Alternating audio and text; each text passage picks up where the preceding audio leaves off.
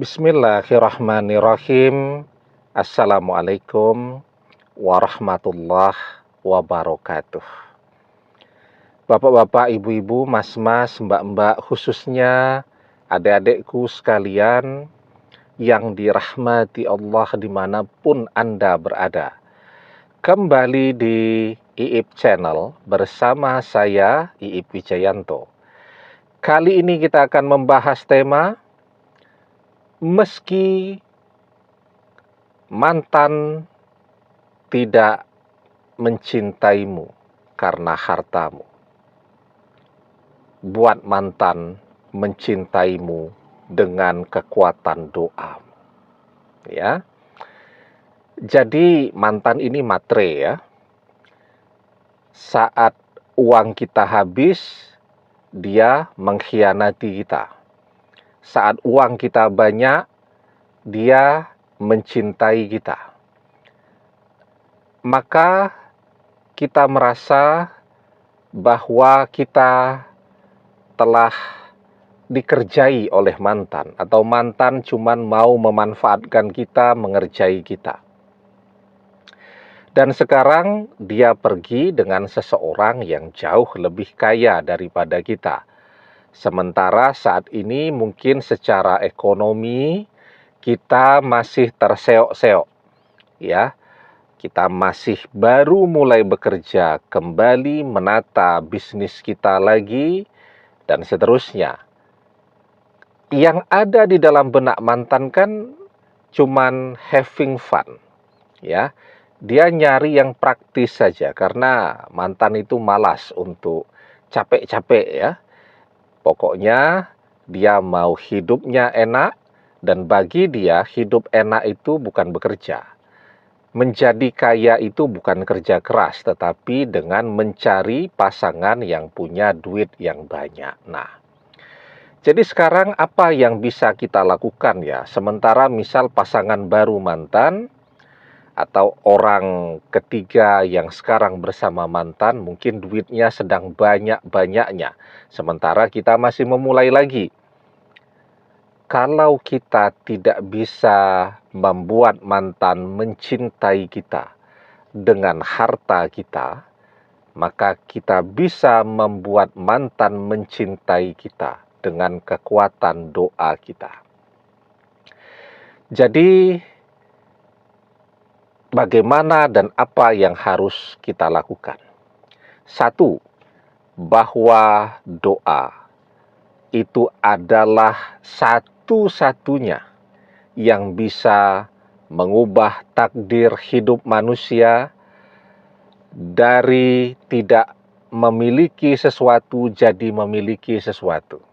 Dari tidak berjodoh menjadi berjodoh. Nah, dan itu yang bisa melakukannya adalah doa. Maka kita diajarkan la yaruddul qada'a illa doa. Tidak ada yang bisa menolak takdir kecuali doa. Jadi misal nih ya, mantan ditakdirkan memang berjodoh dengan orang ketiga yang bersama dia pada saat ini. Artinya mantan ditakdirkan tidak berjodoh dengan kita. Tetapi selama kita masih mau terus berdoa, kita meminta kepada Allah agar mantan berjodoh dengan kita. Ketika doa itu Allah kabulkan, mantan berjodoh dengan kita, artinya mantan berpisah dan tidak berjodoh dengan orang ketiga. Dan itu yang bisa melakukannya bukan harta, bukan keindahan penampilan fisik seseorang, bukan. Yang bisa melakukannya satu-satunya adalah doa. Nah, itu harus kita ketahui, itu yang pertama. Orang boleh punya uang tabungan emas setinggi gunung ya. Tetapi kalau dia tidak berdoa, sementara ada orang lain yang berdoa untuk berjodoh dengan seseorang yang sama-sama mereka cintai ini, maka insya Allah yang akan memenangkan itu semua, yang akan berjodoh dengan orang yang dicintai itu adalah orang yang menekuni doanya. Begitu ya.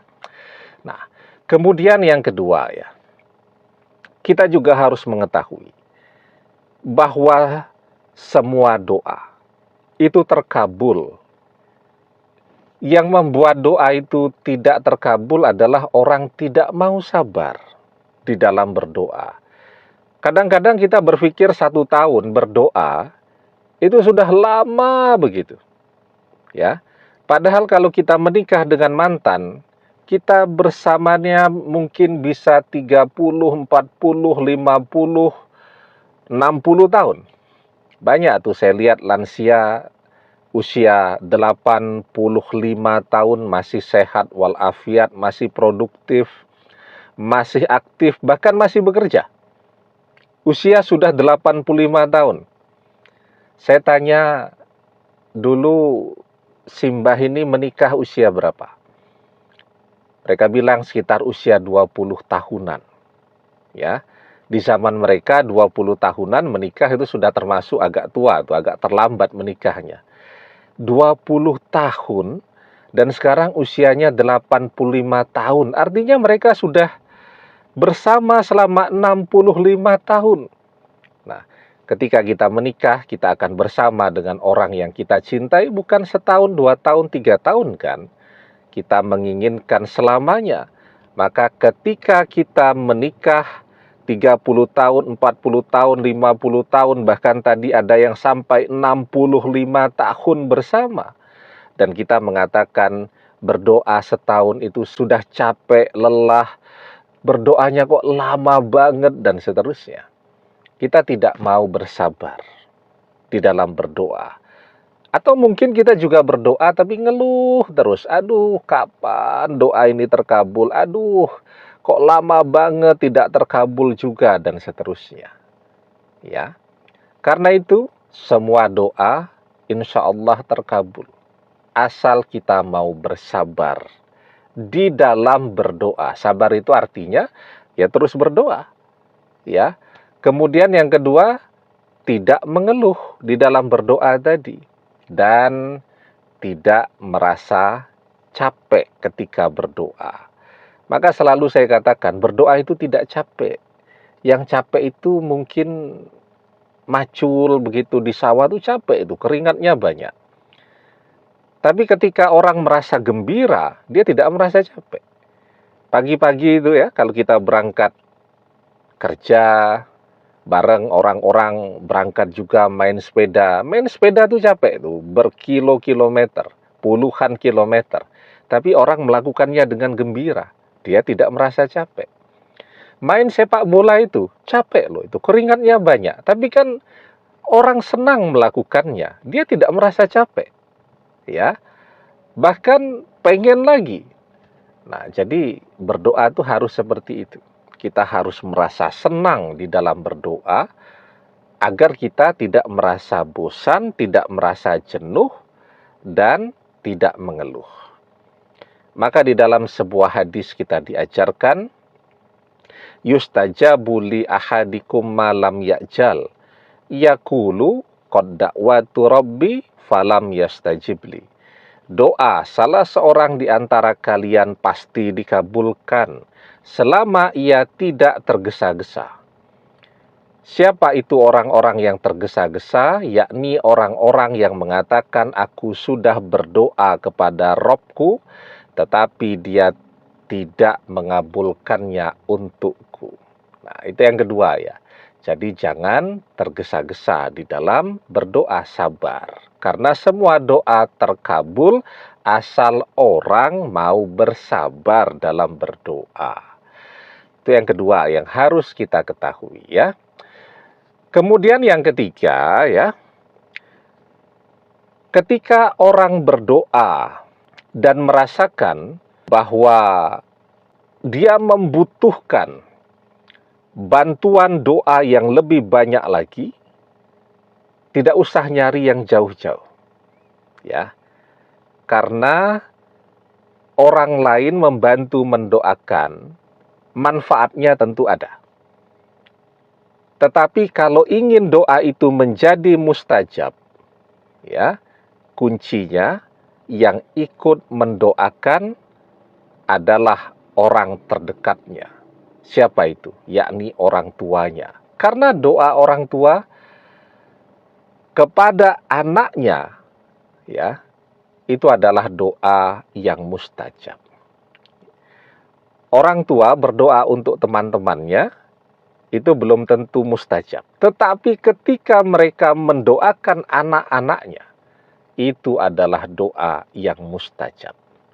Salasu da'awati mustajabah la syakka fihinna da'watul walidi. Ada 3 doa yang mustajab, la syakka fihinna. Tidak diragukan sama sekali. Peringkat pertama, da'watul walidi, doa orang tua kepada anak-anaknya. Oke ya. Nah, sehingga dari situ jelas sekali. Kalau kita tidak bisa menaklukkan mantan pada saat ini dengan harta kita, kita bisa menaklukkan dia dengan kekuatan doa kita, ya. Tapi jangan lupa, iringilah doa itu juga dengan usaha kita. Nah, sekarang pertanyaannya, usaha apa yang bisa kita lakukan agar mantan mencintai kita sementara ketemu tidak bisa, telepon tidak bisa, bahkan teleponnya pun yang pegang orang ketiga. Yang dimaksudkan usaha itu, kita mempersiapkan segala sesuatunya agar ketika mantan kembali, dia tidak pergi lagi. Ya, oke lah, sekarang orang ketiga itu memang kaya raya. Tetapi jangan lupakan bahwa kita menjalani hidup di dunia ini, kan segala sesuatunya juga butuh untuk dibeli, ya.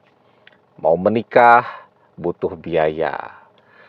Setelah menikah juga butuh biaya. Nah, karena itu kita juga harus memperhatikan usaha, artinya pekerjaan kita, sumber nafkah kita.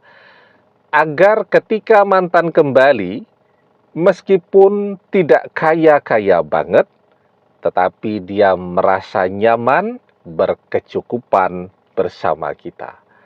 Ya, insya Allah kalau kita mau berusaha, maka pintu-pintu rezeki akan terbuka untuk kita. Demikian, semoga bermanfaat. Wallahu a'lam bissawab, billahi taufik wal hidayah. Assalamualaikum warahmatullahi wabarakatuh.